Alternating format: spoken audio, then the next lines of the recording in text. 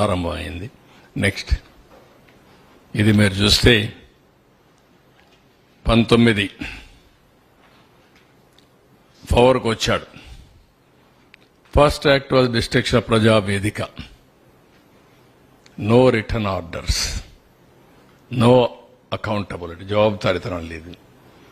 ఒక చిన్న ప్రాపర్టీ కొట్టాలన్నా నిర్ణయం చేసేటప్పుడు ప్రాపర్ ప్రొసీజర్ ఫాలో కావాలి. ఎలాంటి ప్రొసీజర్ ఫాలో కాకుండా ఇది చేయడం, అక్కడి నుంచి 3 రాజధానులు అనౌన్స్ చేయడం, ఆ నుంచి బీసీజీ రిపోర్ట్ ఒకటి తేవడం, జిఎన్ రావు కమిటీ వేయడం, కేబినెట్ సబ్ కమిటీలు వేయడం, ఎన్ని విన్యాసాలు చేయాలనో అన్ని విన్యాసాలు చేసి విధ్వంసానికి ఏం చేయాలో అన్ని చేసే పరిస్థితి. ఈ విధంగా ఉన్నటువంటి ప్రజావేదిక ఈ విధంగా తయారు చేశారు. అది అట్లనే ఉంది ఇప్పటికి కూడా.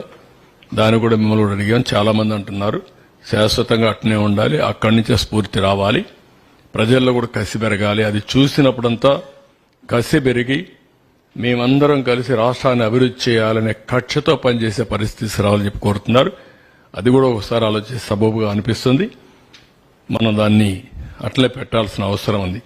హైదరాబాద్లో నేను ఒక రాక్స్ అన్ని ఒక రాక్ గార్డెన్ పెట్టా.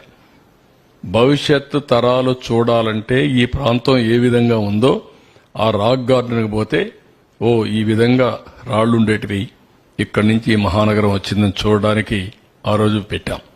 నెక్స్ట్ ఇక్కడికి వచ్చినప్పుడు 1631 రోజులు. ప్రపంచంలో ఎక్కడా ఇంత ప్రొటెస్ట్ ఉండదు. ఎన్ని అవమానాలు పొందాలో అన్ని అవమానాలు పొందారు. రాష్ట్ర భవిష్యత్తుకు ముందుకొచ్చారు.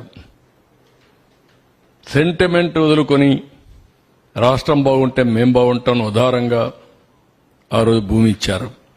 భూమి ఇచ్చిన వాళ్ళు రోడ్డు మీద పడ్డారు. ఎన్ని అవస్థలంటే ఇలాంటి అమ్మాయిలందరినీ మహిళల్ని ఎంత అవమానం చేయాలంత అవమానం చేశారు.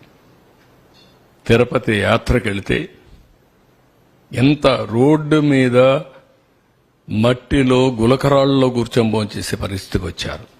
పక్కన హాల్స్ కూడా ఇవ్వనీయకుండా చేశారు. ఒక రాజకీయం కాదు, ఊర్లోకి పోతే ఇది చేశారు. కడాన శ్రీకాకుళం వరకు పోవాలని యాత్రకు పోతే మధ్యలోనే దాడులు చేస్తే అక్కడనే వదులుకొని వచ్చే పరిస్థితికి వచ్చారు. ఎక్కడ చూసినా రాళ్లతో వీళ్ళ ఇష్ట ప్రకారం చేశారు. వీళ్ళ త్యాగం ఊరికే పోదు. అదే నేను చెప్పిన చరిత్ర అన్నాను. ఆ చరిత్ర తిరగరాయడానికే ప్రతి ఒక్కరు త్యాగాలు చేశారు. ఆ త్యాగాలు చరిత్ర ఎప్పుడూ గుర్తుపెట్టుకుంటుంది. నెక్స్ట్ ఇక్కడ డిస్ట్రక్షన్లో మీరు చూస్తే అన్ని వర్క్లు నిలిపేశారు. ల్యాండ్ అక్విజిషన్ నోటిఫికేషన్ 1197 ఎకరాలకు ఇచ్చింది విత్డ్రా చేశారు. యాన్బెట్టి 2903 మందికి నిలిపేశారు. పెన్షన్లు 4422 మంది ఫ్యామిలీలకు నిలిపేశారు.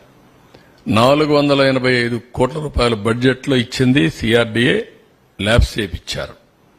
Master architect of Amaravati government complex Norman faster cancel చేశారు. కోర్టు పోయాడు. తర్వాత కోర్టు ద్వారా సెటిల్మెంట్ అయ్యే పరిస్థితికి వచ్చింది. ఇంకొక పక్కన 3000 కోట్ల రూపాయలు, దగ్గర 35,583 కోట్లు ఇది ఉంటే దాంట్లో సివిల్ వర్క్స్ 3000 కోట్లు కుదించాడు. ఇంకొక పక్క minister MAUD complaint the world bank complaint చేశారు. $300 మిలియన్ ఇవ్వడానికి ముందుకొస్తే అది నిలిపేశారు. ఇంకొక పక్క గవర్నమెంట్ ఆఫ్ ఇండియా కంప్లైంట్ చేసి 2500 కోట్లు 500 ఇచ్చారు. ఇంకొక 1000 కోట్లు ఇచ్చేవాళ్ళు అది కూడా నిలిపేశారు. 122 మంది అవుట్ ఆఫ్ 130 ల్యాండ్ అలాటీస్ వాళ్ళకి నమ్మకాలు పోయి వర్కే స్టార్ట్ చేయలేదు. Singapore consortium one of the best consortium వాళ్ళకు మీద ఆరోపణలు పెట్టి వాళ్ళది క్యాన్సిల్ చేసే పరిస్థితికి వచ్చాడు. ఈ విధంగా ఎన్ని అయితే ఉన్నాయో అన్ని విధాల విధ్వంసం చేసే పరిస్థితికి వచ్చారు. నెక్స్ట్ ఇది రాసిన లెటర్. ఇక్కడ మీకు క్లియర్గా గవర్నమెంట్ ఆఫ్ ఇండియా కంప్లైంట్ చేశారు కాబట్టి మేము 1500 కోట్లు ఇచ్చాం, నిలిపేస్తున్నాం, మళ్ళీ ఆ ఎన్నికను సెట్ అయ్యేటప్పుడు ఇస్తామని లెటర్ రాసే పరిస్థితికి వచ్చారు finance minister government of India. Next ఇక్కడ చూస్తే ఒక ఎగ్జాంపుల్, హ్యాపీ నెస్ట్ 14 ఎకరాలు, 12 టవర్లు, 12,200 ఫ్లాట్లు, 1,187 ఫ్లాట్స్ ఇన్స్టెంట్ గా బుక్ అయిపోయినాయి.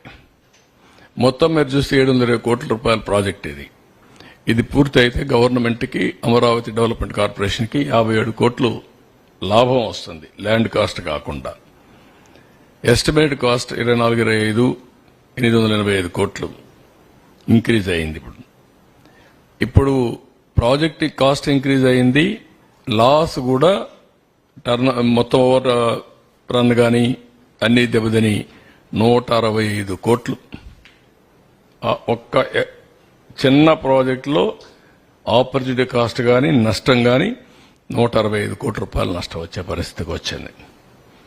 వాళ్ళలో నమ్మకం పోయింది, డబ్బులు కట్టారు కానీ వాళ్ళకి మనం ఏమి ఇవ్వలేకపోయాం. 5 ఏళ్లు అయిపోయింది. నెక్స్ట్ ఇక్కడ మీరు చూస్తే అన్ఫినిష్డ్ బిల్డింగ్స్ మొన్న మీకు చూపించాను. కాస్ట్ విపరీతంగా పెరిగింది ఇన్ఫ్రాస్ట్రక్చర్ కి, కంప్లీషన్ కి. క్రెడిట్ రేటింగ్స్ అమరావతి బాండ్స్ అయితే 1 అవర్ లో మొత్తం అప్పుడు 2,000 కోట్లు అనుకుంటాను, 1 అవర్ లో వచ్చింది.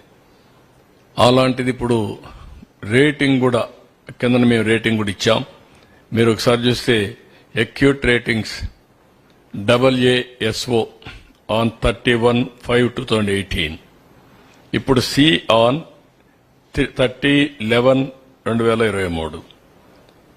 Brick work ratings AASO on 18/5/2018, BB+ on 31/5/2024. CRISIL rating A+ on 21/6/18. ఇది BB+ CE ఆన్ 15/5/2024. మొత్తం ఆల్ రేటింగ్స్ పడిపోయారు. What is the advantage of rating? Credibility. Credibility వల్ల, కాన్ఫిడెన్స్ వల్ల ఇచ్చేవాడు కూడా డబ్బులు పెట్టుబడి పెడతారు, తక్కువ ఇంట్రెస్ట్ రేట్ కూడా ఇచ్చే పరిస్థితి వస్తుంది. ఇన్వెస్టర్స్ లో దెబ్బతిన్నాం, బ్రాండ్ ఇమేజ్ పోయింది. రాజధాని లేకుండా 3 రాజధానులు ఆడుతూ 10 ఏళ్లుగా రాజధాని లేకుండా పోయే పరిస్థితి వచ్చింది. Pride and self respect scatter అయిపోయింది. ఇంకొక షార్ప్ డిప్రిసియేషన్, ప్రాపర్టీ ప్రైసెస్ బాగా పడిపోయినాయి. వెల్త్ జనరేషన్ జరగలేదు.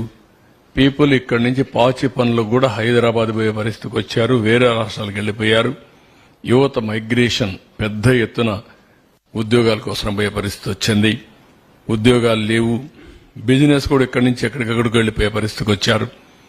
అన్ని రంగాలు స్టాండ్ స్టిల్ అయినాయి, రివర్స్ అయ్యే పరిస్థితికి వచ్చాయి.